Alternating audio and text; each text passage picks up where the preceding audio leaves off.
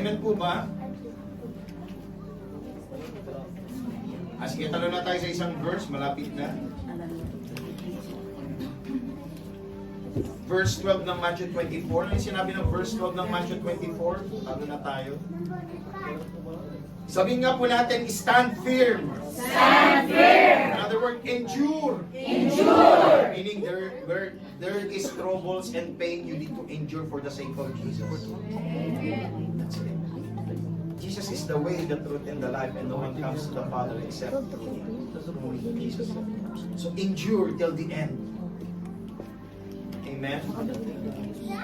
Because of the increase of wickedness, the love of most will grow cold. Just imagine. Because of the increase of wickedness here on earth, the love of many believers to God will grow cold. No, maraming manlalamig sa kanilang makikita mo na lang sa church, ay ba't nawawala si brother, nawawala si sister? There is a battle. We need to pray for them. Tulungan natin sila. Amen po ba? To God be the glory. Maybe some of them are hurting. So, kailangan natin silang tulungan.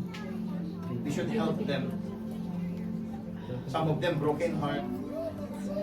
Binasted ni sister, binasted ni brother. Diba? The increase of wickedness will grow cold. Meaning, who is the wicked? Satan. The increase, I will make it a paraphrase, because in the last days, the work of Satan will increase. That is the real meaning of this. To paraphrase it, the work of satanic work will increase in the earth. So anything that causes us far from God is the cause of satanic activity. You understand that? Hallelujah.